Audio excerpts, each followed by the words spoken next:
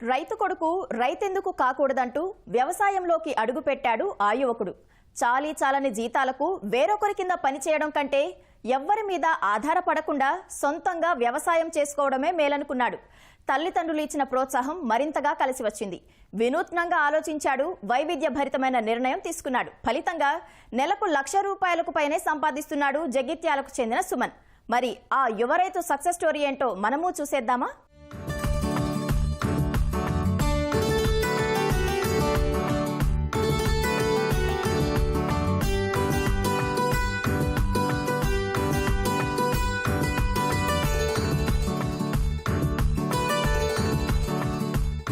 ఈ యువకుడిది వ్యవసాయ కుటుంబం. చిన్నప్పటి నుంచి వ్యవసాయం పనుల్లో కన్నవారికి చేదోడు వాదోడుగా ఉండేవాడు ఈ యువకుడు. అలాగే చదువుల్లో కూడా రాణించాడు. కొన్నాళ్లు ఉద్యోగం కూడా చేశాడు. కానీ ఆ కొలువు వదులుకొని మరీ కూరగాయలు పండిస్తున్నాడు. ప్రస్తుతం మంచి ఆదాయం పొందుతూ చాలా మందికి స్ఫూర్తిగా నిలుస్తున్నాడు.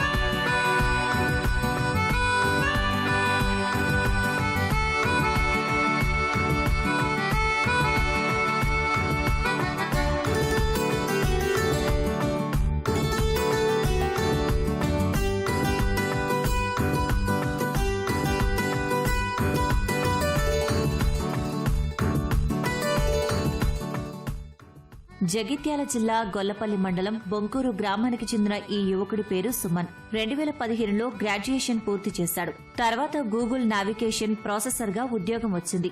దాంతో తల్లిదండ్రులకు అండగా ఉండాలని పట్టణం వచ్చి ఉద్యోగం చేశాడు. కానీ చాలని జీతంతో ఆర్థిక ఇబ్బందులను ఎదుర్కొన్నాడు. ఇక మనసుకు నచ్చిన పని చేస్తేనే మేలని తిరిగి ఇంటిబాట పట్టాలనుకున్నాడు ఈ యువకుడు.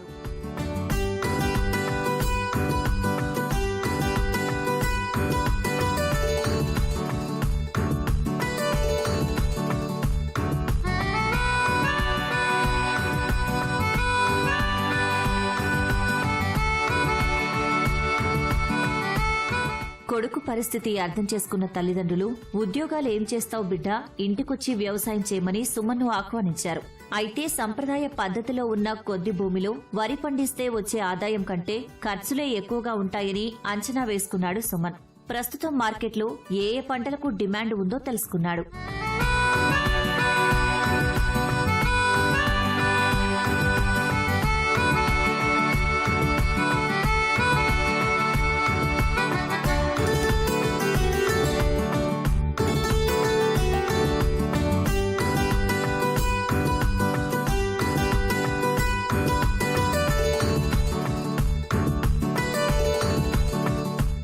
ప్రస్తుతం జగిత్యాల జిల్లాలో కూరగాయలకు డిమాండ్ అధికంగా ఉందని గ్రహించాడు సుమన్. అందులో బీరకాయ అయితే ఇంకా బాగుంటుంది, పైగా ఇక్కడి వాతావరణానికి సరిగ్గా సరిపోతుందని భావించాడు.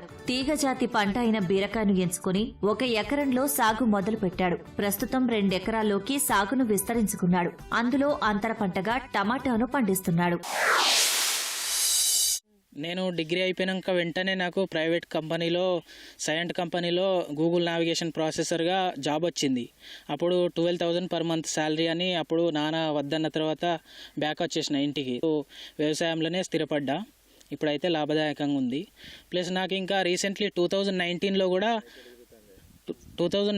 కూడా నిమ్స్లో నాకు MHM masters in hospital management 2 years programme చేయడానికి ఎంట్రన్స్ రాస్తే దాంట్లో కూడా నాకు సీట్ వచ్చింది. ఎవ్రీ ఇయర్ 20 ఇంటేక్ ఉంటుంది దాంట్లో అడ్మిషన్స్. అందులో నాకు సీట్ రావడం జరిగింది 2019లో. కానీ నేను వెళ్ళలేదు, ఇక్కడే ఉండిపోయా. ఈ అగ్రికల్చరే నా ఫ్యూచర్గా సెట్ చేసుకున్నా. ఇప్పుడైతే వరి పంట మాత్రమే పండిస్తే అమ్ముకోవడానికి నానా ఇబ్బందులు పడాల్సి వస్తుంది. అది కూడా డబ్బు ఎప్పటికి చేతికి వస్తుందో తెలీదు. కానీ కూరగాయల సాగు అలా కాదు. సరైన యాజమాన్య పద్ధతులు పాటిస్తే మార్కెటింగ్ కు పెద్దగా కష్టపడాల్సిన అవసరం లేదంటున్నాడు సుమన్. రోజూ క్వింటాల వరకు బీరకాయను మార్కెట్కు సరఫరా చేస్తున్నట్లు చెబుతున్నాడు. మామూలు వరి పంట కన్నా ఇది తీగజాతి కూరగాయలు మంచి ప్రాఫిట్స్ ఉన్నాయి. ఇప్పుడు ఇది 2015లో స్టార్ట్ చేసినాము 1 ఎకరము. ఇప్పుడు పోయిన సంవత్సరం ఏప్రిల్లో ఇంకొక ఎకరము ఎస్టాబ్లిష్ చేసుకున్నాం. ఇప్పుడు 2 ఎకరాలు అయింది.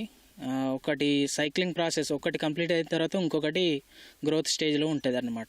భూమి కూడా మొత్తం సిద్ధం చేసుకోవడానికి ఖర్చు బాగానే అయింది. బండలు ఇవన్నీ తీసుకొని జేసీబీ తోటి తీసి మొత్తం క్లీన్ చేసుకొని అంత నీట్గా చేసుకొని దీన్ని ఎస్టాబ్లిష్ చేసుకోవడం జరిగింది. అయితే మేము సెమీ ఆర్గానిక్లా వ్యవసాయం చేస్తాము. పూర్తిగా కెమికల్ వైపు కాకుండా పూర్తిగా ఆర్గానిక్లా కాకుండా మిక్స్డ్ వ్యవసాయం చేస్తాము. ఎందుకు అనంటే ఒకటేసారి ఆర్గానిక్ వైపు వెళ్తే దిగుబడి కూడా తక్కువ అవుతుంది అన్న ఉద్దేశంతో మేము సెమీ ఆర్గానిక్లా చేస్తున్నాం. కొంచెం కొంచెం ఆర్గానిక్ వైపు మేము వెళ్దామని చూస్తున్నాం. సుమన్ చేసిన ప్రయోగం తమకు స్ఫూర్తినిచ్చిందని, తాము కూడా అదే పద్ధతిలో వ్యవసాయం చేసేందుకు సన్నద్దమవుతున్నట్లు స్నేహితులు చెబుతున్నారు. సుమన్ అనే వ్యక్తి మా ఫ్రెండే. అయితే తను ఫస్ట్ తను జాబ్ సోర్స్లో ట్రై చేసిండు. కాకపోతే ఏది వర్కౌట్ కాక తను ఏంటంటే ఇది ఒక బిజినెస్ రూపంగా ఎంచుకొని ఇది చాలా బాగా అద్భుతంగా ఎదుగుతుంది. తనకు ఇందులో దిగుబడి కూడా చాలా బాగుంది.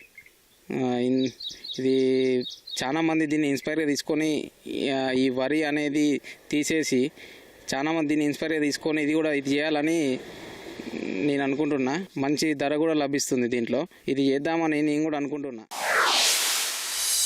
గతంలో తీగజాతి పంటలకు ప్రభుత్వం తగు ఆర్థిక సహాయం చేసేదని, దీనితో రైతులు కూరగాయల సాగు పట్ల ఆసక్తి చూపేవారని సుమన్ అంటున్నారు. ప్రస్తుతం ఈ సబ్సిడీలు ఇవ్వడం లేదని, తిరిగి ఆర్థిక సహాయాన్ని అందిస్తే మరింత మంది రైతులు కూరగాయలు సాగు చేయడానికి ముందుకు వస్తారని ప్రభుత్వానికి విజ్ఞప్తి చేస్తున్నాడు.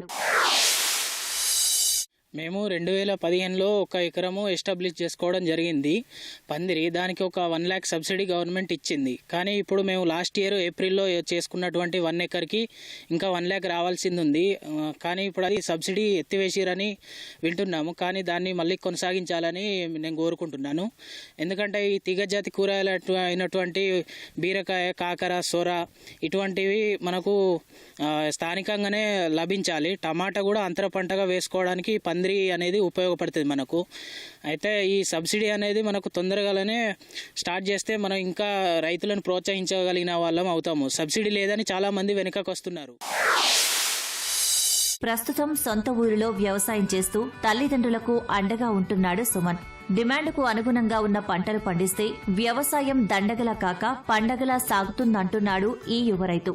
కాబట్టి చదువులు పూర్తి కాగానే ఉద్యోగాలు వెతుక్కుంటూ పట్టణాల వైపు పరుగులు మాని యువత వ్యవసాయంపై దృష్టి సారిస్తే బాగుంటుందంటున్నాడు.